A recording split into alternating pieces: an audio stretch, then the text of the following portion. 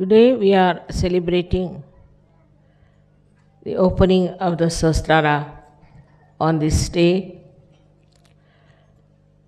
I must say it was a great happening that took place for all the humanity. It was such an achievement which I never realized before. Now I can see that without self realization, it would have been impossible to talk to people.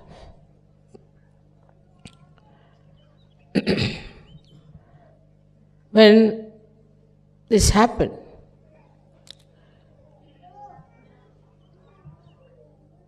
I thought that how will I talk to people about it? Because no one would understand me.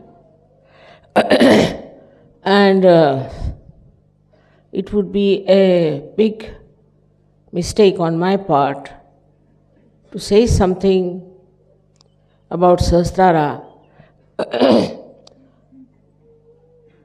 because even about Sahasrara, nowhere in the scriptures some things was described.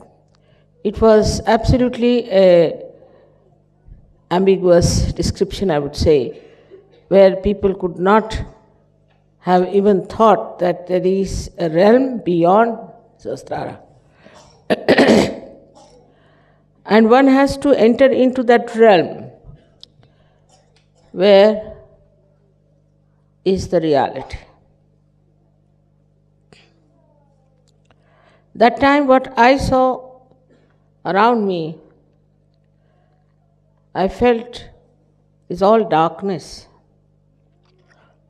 And unless and until there are many lights, people will never realize that how important it is to have lights. It is a human error also all the time that if somebody achieves something, then they put that person onto a shelf. For example, Christ, all right, he was Christ, we are not Christ. Muhammad Sahib, he was Muhammad Sahib, we are not Muhammad. Rama was Rama, Krishna was Krishna. We are not that.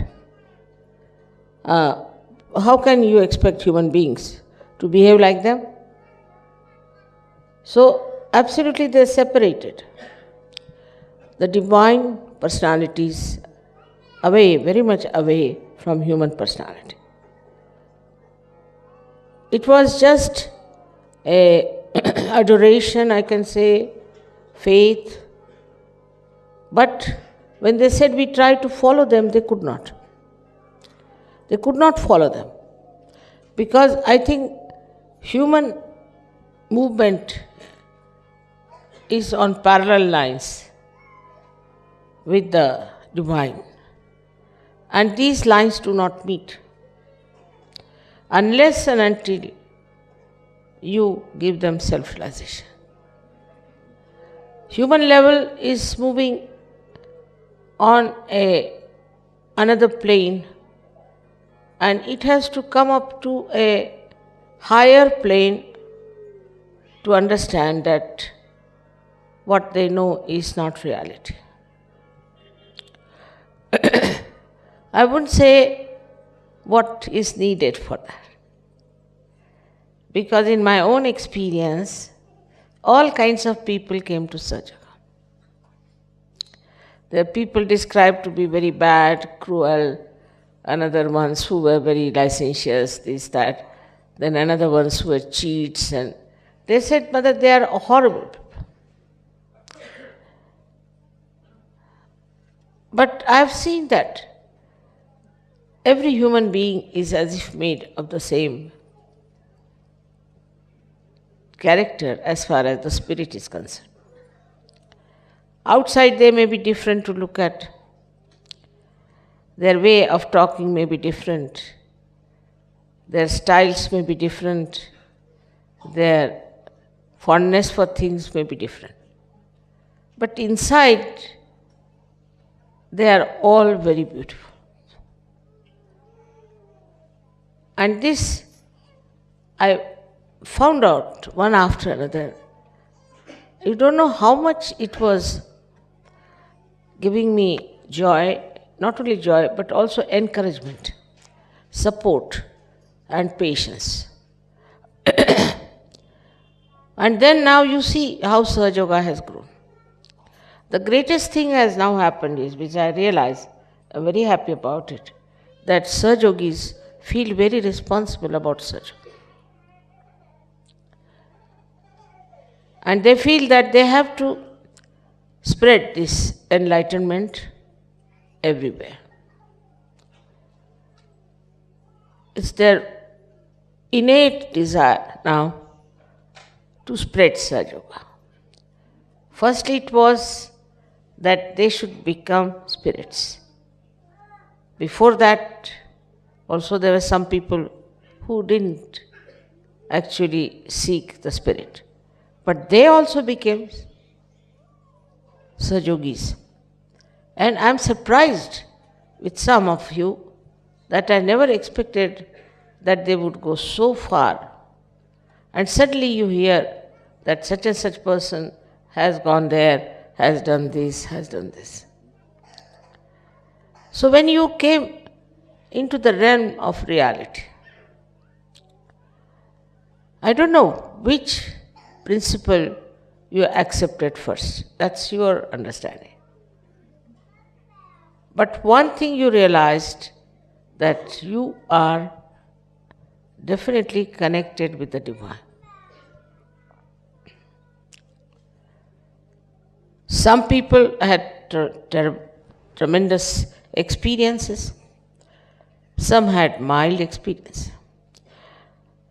But most of them, I saw, started believing in themselves, understanding themselves, and having confidence about themselves. Because there are so many myths about God, religion, gurus, that when they saw the light of the Spirit, which gave them sense of reality, as if they steadied their mind, they steadied themselves. All this happened, I must say, in a very short time. I didn't say that it took me long or I had to go through lots of various experiences. Because to me, all these experiences are nothing. If a ship is seaworthy, it can face all kinds of high tides and all kinds of sharks and everything without any difficulty, because it is seaworthy. So I didn't feel that way, but only I felt that from human level to this spiritual level, to this divine level, when you are coming, then some of that still lingers on. Some of that is still there. It has to be cleansed, it has to be brightened, we should say, or absolutely enlightened. But what was the great thing about Sahaja Yoga? That you yourself did all that. It's nice to say, Mother, you did this, you did that. Maybe enlightenment part of it.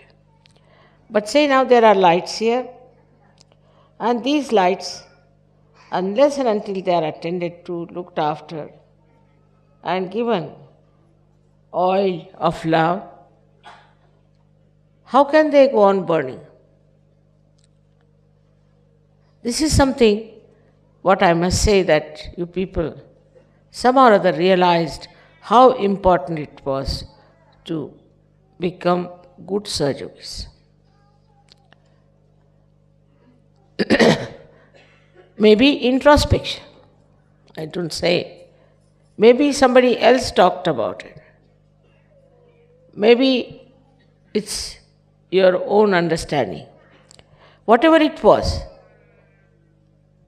all of you tried to be good Sahajogis. Of course, there are people who are sometimes very angry with me, like, why don't you cure my sister, or why don't you cure my father? If you are God, this, that, is there. But makes no difference to me, because they are so frustrated, so upset, so they are talking like that.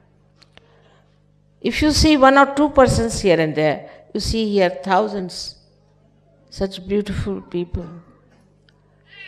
It's complete emancipation of this earth, of this globe, I'm sure will take place if you people all take up the responsibility. The responsibility has certain problems which we should know.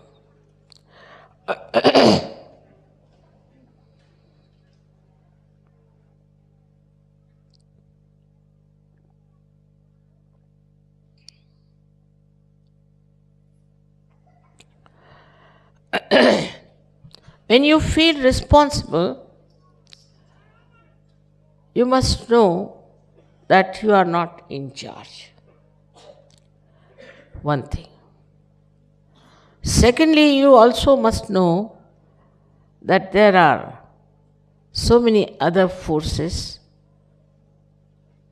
so many angels and ganas are with you. You are not alone. So, to think that you are doing anything will make you maybe egoistic.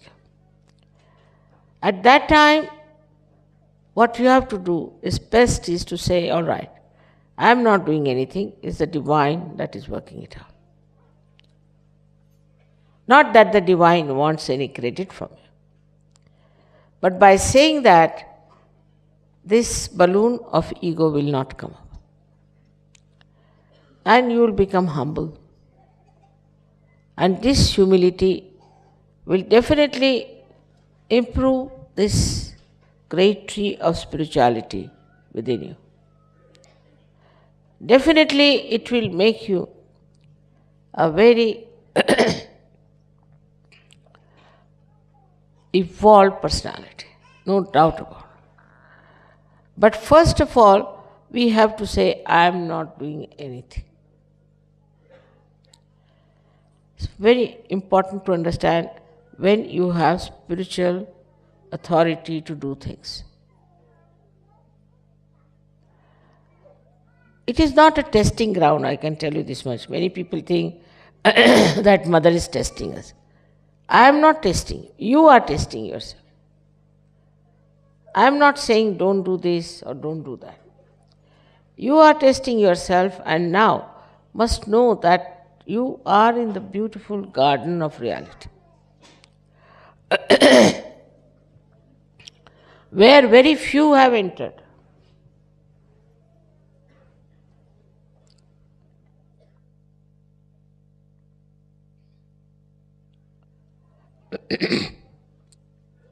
And there in that garden, when you enter, what do you see? Is everything is full of beauty. Every person has something sweet about himself. Because all other Sahajogis are also having the same kind of experiences of this reality, which cannot be described in words, but you start feeling it, that oneness, that nearness, that friendship, without any expectation. You start feeling, oh, it's a Sahajogi, a kind of a complete integrated organism as you become an organization, I should say, which is a living organization. In that you do not feel you are something separate. Any Sahajogi, whether he is highly placed or he is not doing much in life,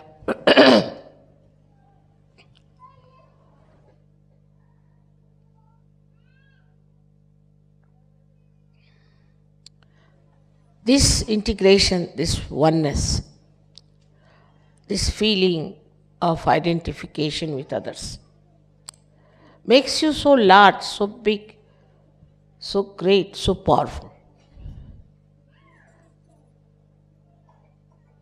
You are not alone and you say, I am not doing anything. So you become so humble that you forget all these false ideas about class consciousness or religion consciousness or I don't know, all sorts of consciousness people have. I don't know much about these consciousnesses that human beings suffer from, but I've seen how it happens. And when that humility becomes your character, not that you are humble because there's something to be done, you are humble. When people are doing some sort of, say, business, they'll be extremely humble and nice, but they'll be very unkind otherwise. Here then you become absolutely humble.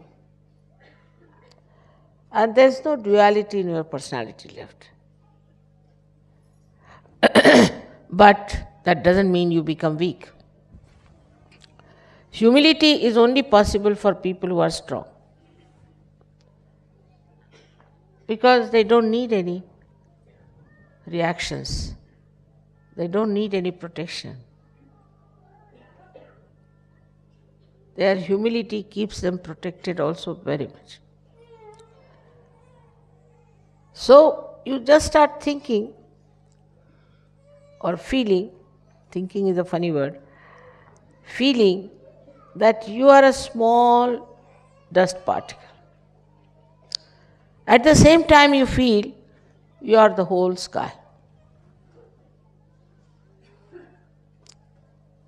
It depends on where you are, what you are doing, what you are seeing, what you are witnessing. Sometimes you feel that all these big Johnnies are useless. You feel nothing to worry about them, very small. And with some people you feel you are very small. Such a flexible temperament you developed. And that makes you subtler and subtler. Because you can penetrate into anything, any subject, any personality, any understanding, any book, anything, any enterprise, in a very subtle manner, and you immediately see what is to be done, because you become so subtle. And then when you become very great, then you start thinking, or I should say feeling, what you can do to help so many people, to do this great job, to do that.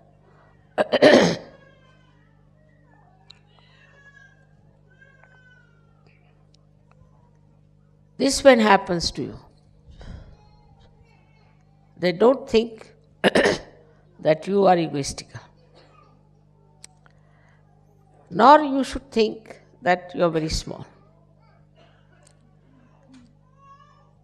Only thing is now you are the spirit. And spirit is very subtle. It's a very subtle light. But it can penetrate into anything. It can expand into anything. It can remain anywhere or it can disappear anywhere. This subtle personality that you are which is your spirit. You even don't use it, but it uses you all the time. Without your knowledge, it uses you. So the second thing should be that you should not determine what you are going to do, what I have to do. If I have decided I must do like this, whatever you have decided is all right. But if it does not materialize, there's nothing to worry. There's nothing to be upset. There's nothing to be overly nervous about it. I'll give you an example. One day I was going to America. And of course, as it is, as all the Sahajogis are, they get quite worried. Now mother has to go to America. See, everybody is upset. They're looking at the time. Now time is this, time is that. I was just smiling. I said, I have to go to America. Why are you worried? And suddenly one of the Sahajogis' child fell down and broke her hand. And she couldn't move her fingers. So I was just coming out. And as soon as he brought the child, I said, all right, I'm not going just now to the airport. They were very upset. Now she's not going to the airport, as if all the heavens are going to fall down or what. But I said, now let me see the child. I treated the child was all right. All right, I said, let's now go to the airport. And they were saying, Mother, the plane must have left. It's all right, doesn't matter, let's go to the airport. Went to the airport, and this plane that was going to take me was just there because there was something wrong with the plane. And there was another plane going to Washington, and I wanted actually to go to Washington instead of New York. So I was in the plane nicely going to Washington. But one must know that you are not doing. Everything is arranged and planned and beautifully kept for you. You decide something, all right. If your decision is all right, if you have to do that, it will work out. If it doesn't work out, it should not have been worked out. Now, this is the difference between a person who is a realized soul and who is not a realized soul. A realized soul person is not bothered what he wants, what he likes, what he is fond of. He is not. Whatever he gets is all right. Now, I can see you are living under this roof, which is so horrible. I mean...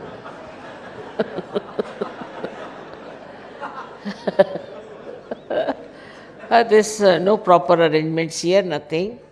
I don't know how you are living here. I just don't know what to do. We are trying to get a land, and this landowner is such a greedy fellow, but I don't mind the greed part, but still he's not yet giving us the land. It's all right, now what to do? But you all enjoy it. You don't mind. Otherwise, normally people would say, I want this kind of a room and I want this kind of a house and this and that. That you can live under any circumstances because you don't worry about your physical comfort anymore. What you think of your own spiritual comfort. I've seen people, Sahajogis, so beautiful, even children. If there is a film going on, something funny comes in, immediately they all close their eyes. We don't want to see this. Nobody has to tell them because, you see, they are sort of inside, they have built in that subtle personality which cannot stand nonsense. They may not say something, they may not be harsh, but just they shun and go away from such places. automatically. So to describe the new personality is this way. That in the nature we see very clearly. In the nature, what we see is a tree grows. Now it has to expand, but it cannot, so it does not. If it can, it will. And also it tries to bring all the leaves exposed to the sunlight somehow. Now, I don't think the trees have that much intelligence to organize it. But there is something that organizes them so beautifully. Now, it's not only one tree, thousands and thousands and thousands and thousands. The one who does all that is the one with whom you are in contact. The trees are not. They are just playing into the hands of nature. But they cannot manipulate, maneuver, understand this divine power. They cannot. Animals cannot. Even human beings cannot. But you can, because you have crossed the limit of this human bondage. And now you are just like great citizens of the great realm of divinity.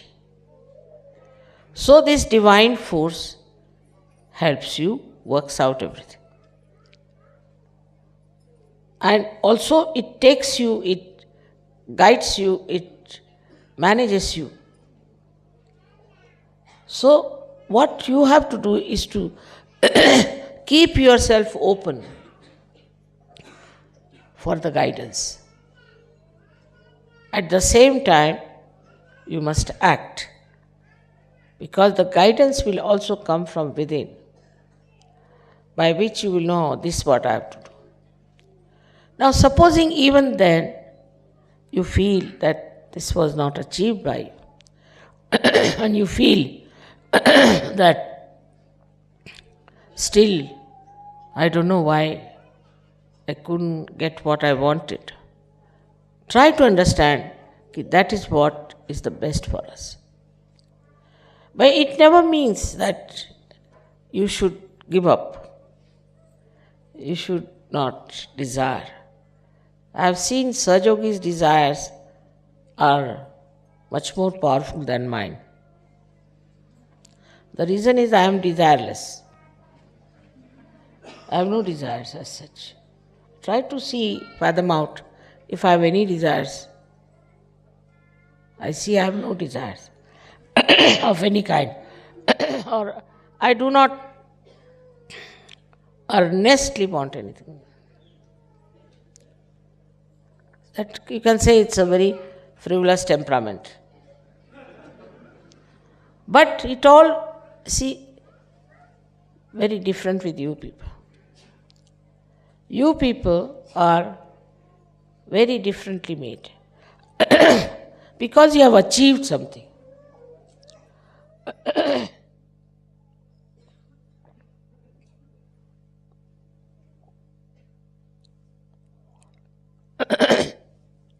I have not achieved anything. I am what I am. Because you have achieved something, you know how you were and what you are now. Because of your achievement, I think it is a boon that whatever you desire works out.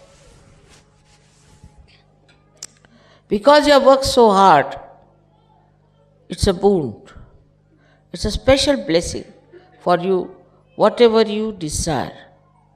So many times I have told you, now don't desire anything which is not proper. Because whatever you will desire, that works out. And that will be effective. Now try to realize that you are no more ordinary human beings. You have crossed the bondage, and now you are not even in the Sahasrara, you are beyond it. Sahasrara is the limbic area, and this limbic area is closed like a lotus. And when you get your Kundalini entering into it, then this lotus opens like this. And that's what is written in the Bible, that I'll appear before you like tongues of flames. It's the divine saying. So these petals are nothing but nerves which are enlightened, just like these, and they look like flames. But these flames are not with any heat. They call it in Sanskrit tapahina. No heat. Extremely cooling, soothing, beautifully burning. So when this Sahasrara lotus opens, then the Kundalini pierces through your fontanelle and you get your realization. This is what has happened to you. Now, only thing is to keep this lotus open. And there where we fail, sometimes, because still there are some lingering human feelings within us. Firstly, it is covered with the with the ego and the conditioning, or with the superego, two balloons. These two balloons again and again try to close the Sahasrara.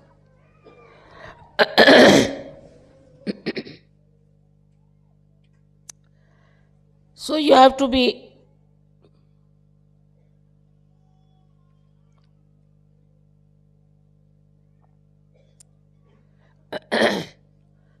on the guard that what is closing my Sahasrara. The first is ego, which how to attack. Because you want to attack your ego, you'll have to attack through ego only. That's the only vehicle.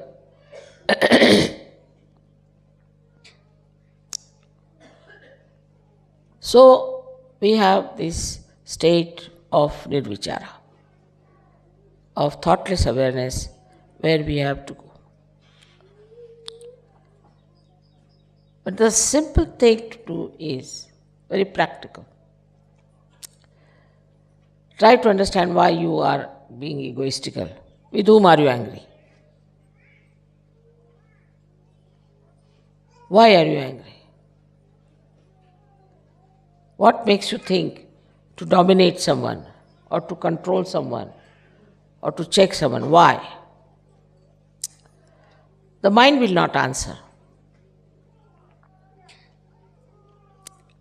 The simple thing, if you can do, that whatever things that upsets you or makes you feel very great,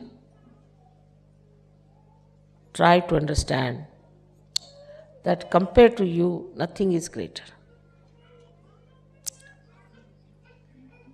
Compared to your love, nothing is greater.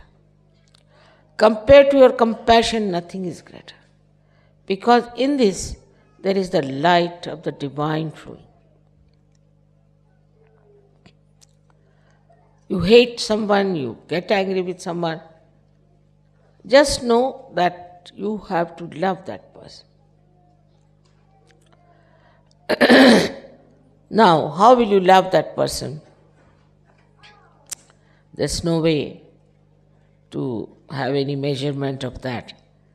But love itself will suggest how satisfied you are feeling, how happy you are feeling. I'll give an example. The other day I received a letter from someone challenging me very much from Poland, that her mother is sick with something, cancer or something, and challenging me all the time. If you are God, you must cure my mother. If you are God, do this, do that, do that. Very amusing. I said, all right. I put my attention to this lady. Perhaps the mother is better. But instead of getting angry, I said, she's so frustrated, she's so upset, she's so worried. Even if she says, if you are God, she's challenging me, it's all right, makes no difference. Whether she calls me God or not God, makes no difference, whatever I am. So instead of getting angry, I felt tremendous compassion for her. She's a human being, and her mother is so sick, and if that's the only source of her life, then I can understand why she is so upset.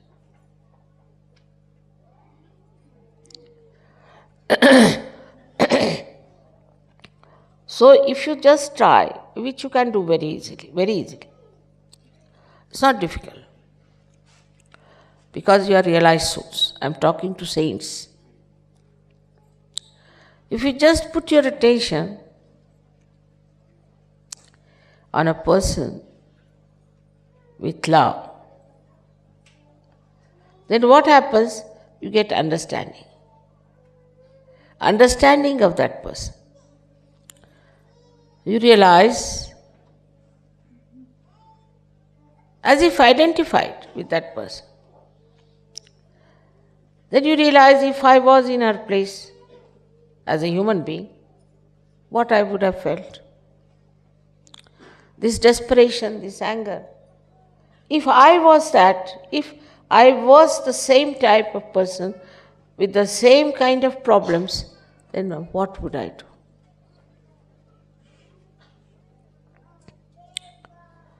That solves the problem. So the identification part, you have such powers, I told you can penetrate. The identification with another is very important.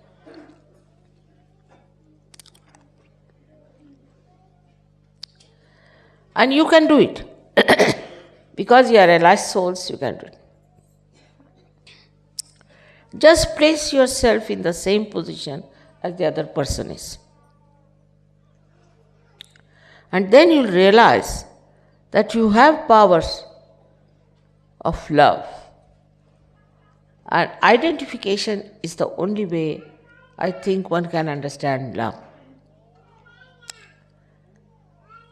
This ego will immediately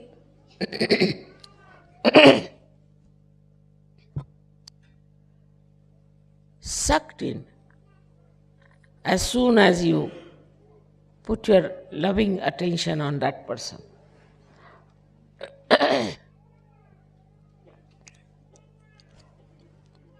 In your lifetime, you will get so many experiences like that. You will be amazed at yourself, how can I do all these things? Because you are a realized soul.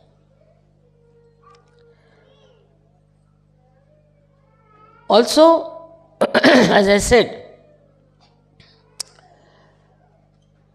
when you are identified with another person, you put that person in charge of divinity.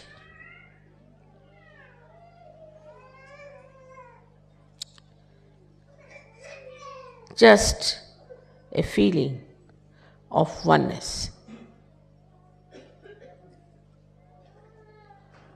Sometimes also we have very wrong idea about ourselves and about others.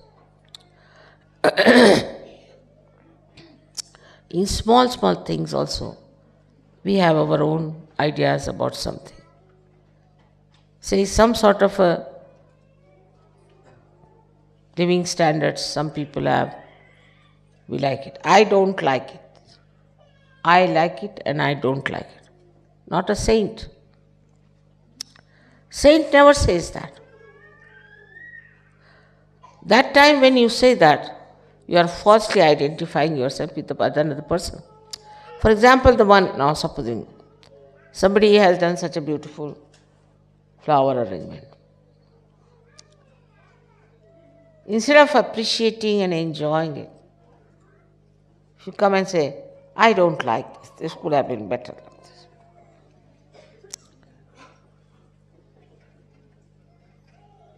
Just to, I don't know why people say like that. But if you identify yourself with the man who has done it or the gentleman who has done it, you will enjoy it the way that person enjoyed it doing it.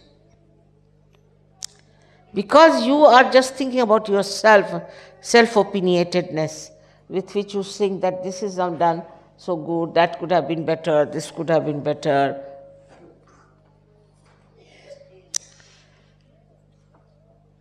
Who are you to judge anyone?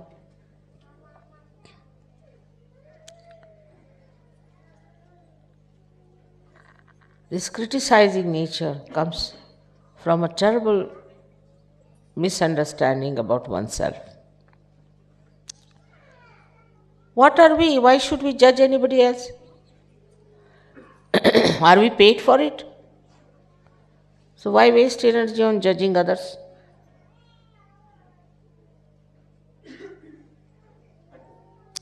We should see what is good in others. Because in the realm of reality, it's all good, everything fine, everything first class.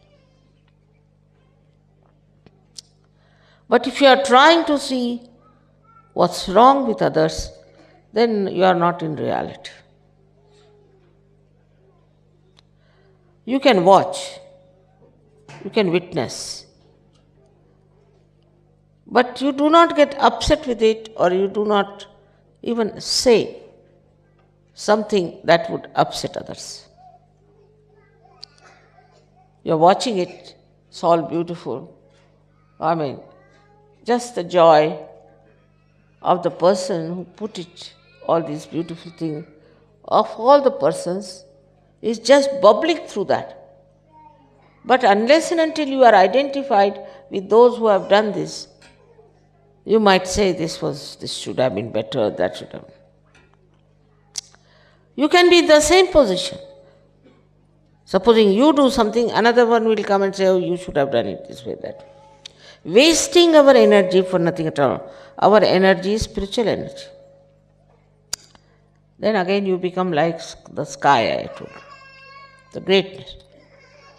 We are too great to bother about these things. Wasting our energy on very, very trivial things, and useless things, and just making yourself small. But if this spiritual energy is used, because you can use it, you are the ones only who can manipulate it, not the trees, not the flowers. Then what you will do is to create oceans of joys. So then we come to search. What has search given you is all right. But what have you given to search? What have I given to search? Have I created oceans of joys for others?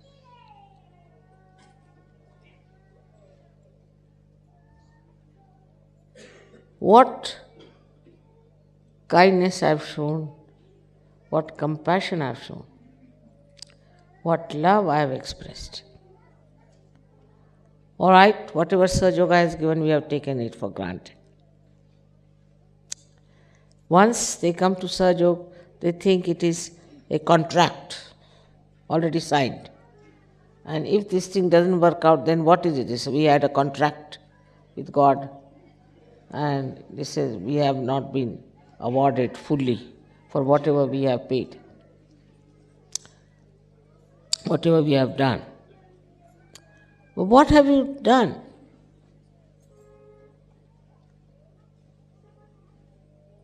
In this realm of reality? Have you enjoyed the reality? Have you felt the joy of this real love of divine? Are you dissolved into that, or you are still standing on the shores watching? You can create. You are quite capable of creating tremendous joy, tremendous happiness and peace. See the world today in what condition it is. It's complete turmoil, confusion, all kinds of corrupt and destructive things going on. So ugly this world has become. Can you beautify it? You can, because you can transform people. But if you are not yourself a beautiful Sajogi, how can you? So it is our attention on ourselves when we work out, that we have to bring others into this realm of reality. This is one side, ourselves, where we have to understand our subtleties. The another side is that we are still identified with things which we should not have been identified. We can just find out. Identified with ideas, identified with some sort of a consciousness. All these things make you, really, to be very frank, they befool you. All the fools, you see, who are conditioned are really, I don't know what to say about them, because they are like a train which has no driver. God knows when it is going to collide. Because such people who are identified, I know, now you must have seen also those who go to church, get ready nicely, go to church, sit down there, sing hymns, come home, and again quarrel and fight. But if they see a church, they'll bow. But nothing goes inside out of that church. Or there are who are like, you see, you must have seen the Jews, you see, wailing wall they have got, before that they go do all kinds of things. And what happens to them? Nothing. Same with the Muslims. They are so conditioned. I mean, cannot describe their conditioning, how stupid they are. And these conditionings go on making fool out of us.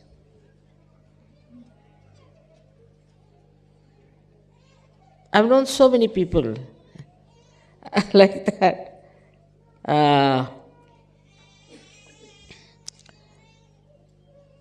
Once in my own life, I was with some relation of mine.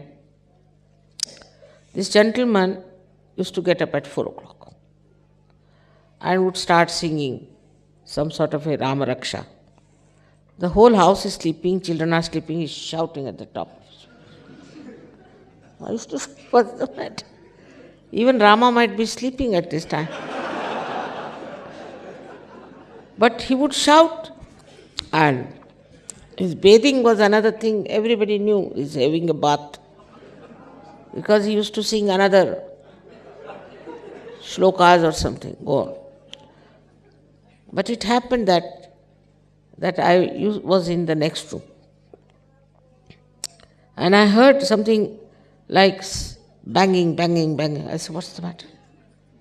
I thought he's suffering from epilepsy or what? So I rushed to other people and told them this gentleman is suffering from epilepsy. He says, no, he doesn't suffer. I said, then why this sound come?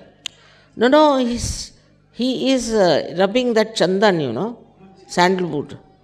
And with such a big thud, every time he was putting that stone on the ground, that I thought he had epilepsy.